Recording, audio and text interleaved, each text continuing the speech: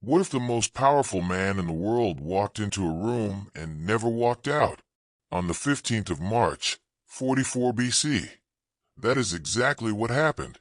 Julius Caesar, conqueror of nations, ruler of Rome, a man so dominant that a month of the calendar was renamed after him, was surrounded by the very men who swore loyalty to him and stabbed 23 times. But here's what makes this story truly remarkable. He saw it coming.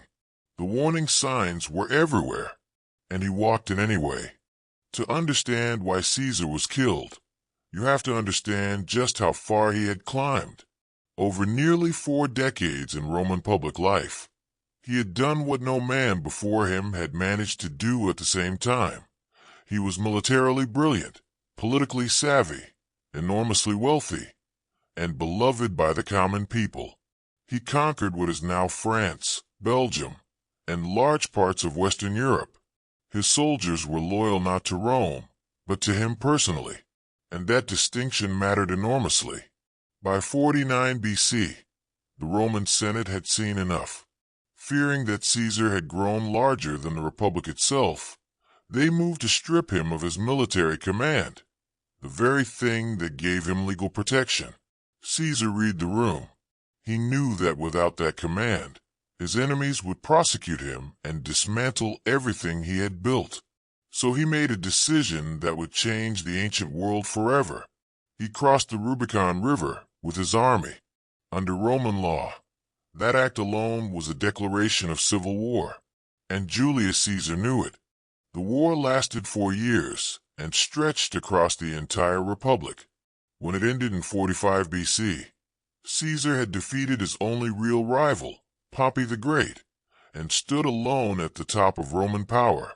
The Senate, the same body that had tried to destroy him, awarded him the consulship multiple times and, in February of 44 BC, granted him the title of dictator for life. But power, it turns out, is a double-edged blade. Rome had a long, painful memory when it came to kings. Centuries before Caesar, the Roman people had lived under monarchs, cruel, tyrannical rulers who treated the republic like their personal property. When the last of those kings was overthrown around 509 BC, Rome made a solemn promise to itself: never again. The Senate existed, in large part, to make sure that promise was kept. So when Caesar started behaving like royalty, alarm bells rang across the Roman aristocracy. He wore extravagant garments that carried a regal quality. He erected statues of himself in public spaces. His allies organized lavish celebrations in his honor. They even renamed the month of Quintilis after him, July. And then there was the golden chair, a throne, placed in the Senate, for him alone to sit in. Caesar had not just accumulated power, he was advertising it. And for about 60 senators, some of them former enemies, he had generously pardoned. Some of them old allies who felt overlooked, and many of them conservative aristocrats who saw the republic slipping away.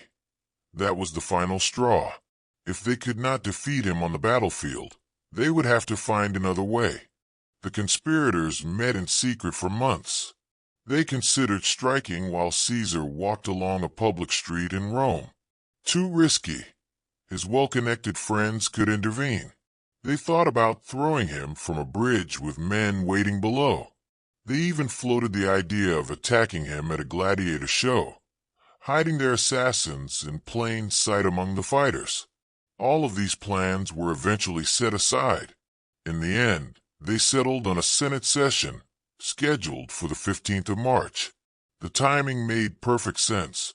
Caesar was planning to leave Rome shortly after for a military campaign to the east. If they missed this window, reaching him would become far more difficult. More importantly, weapons were prohibited inside the Senate building, meaning Caesar's many allies would be unable to defend him even if they wanted to. The daggers were smuggled in through wooden boxes, typically used to carry writing tablets. The conspirators retrieved them before Caesar arrived and hid them beneath their togas. Outside the building, a group of gladiators, conveniently owned by a senator named Decimus Brutus, a man Caesar trusted deeply and had even named second in his will, were stationed at the exits, ensuring there would be no escape. To neutralize Caesar's co-consul Mark Antony, a physically imposing and deeply loyal man, one senator pulled him aside just before Caesar entered and kept him occupied in conversation outside. The stage was set. Here is where the story takes a turn that feels almost too dramatic to be real. Caesar didn't just stumble into this ambush blindly. The warnings came, one after another, and he dismissed every single one. A month earlier, a fortune teller named Spurina had conducted a ritual sacrifice for him and found the animal's heart missing from its chest cavity, a deeply troubling omen by Roman standards. The next day, returning with a different sacrifice, part of the liver was missing. She warned him plainly. His life was in danger, particularly around the Ides of March, the 15th. The night before the assassination, Caesar's wife Calpurnia woke from a nightmare in a cold sweat. She had dreamed their house had collapsed and seen visions of herself cradling his bloodied body. She begged him not to go to the Senate that morning. Caesar, not given to superstition, was nonetheless unsettled. He summoned his own seers, conducted his own rituals, and every single one produced bad omens. He made the decision to postpone the meeting and stay home. But then his old friend Decimus Brutus, the very man organizing the gladiators outside the Senate, came to his door. He appealed to Caesar's pride. Would the great Julius Caesar skip a Senate meeting he himself had called, simply because of superstition? What would people say? What would that do to his reputation? Caesar got dressed and went. On his way to the Senate, a stranger on the street pressed a scroll into his hands and urged him urgently to read it at once, saying it concerned him directly. According to historical accounts, that scroll contained details of the plot. Caesar tucked it under his arm, unread, and walked through the doors. Once inside, Caesar took his seat on the golden chair at the front of the room. Senator Tullius Cimber approached him, loudly demanding that Caesar pardon his brother and recall him from exile. Within moments, dozens of senators rose from their benches and crowded around Caesar, shouting support for the request. The circle tightened. Then Cimber reached out and tore Caesar's toga down from his shoulder. That was the signal. Senator Publius Casca struck the first blow from behind, a dagger thrust that grazed Caesar's shoulder.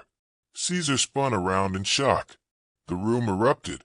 Within seconds, he was surrounded by a crowd of men driving daggers into him from every direction.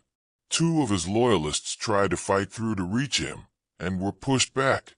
Marcus Brutus, a leading conspirator and former enemy Caesar had pardoned, delivered a blow that ancient sources describe as particularly humiliating.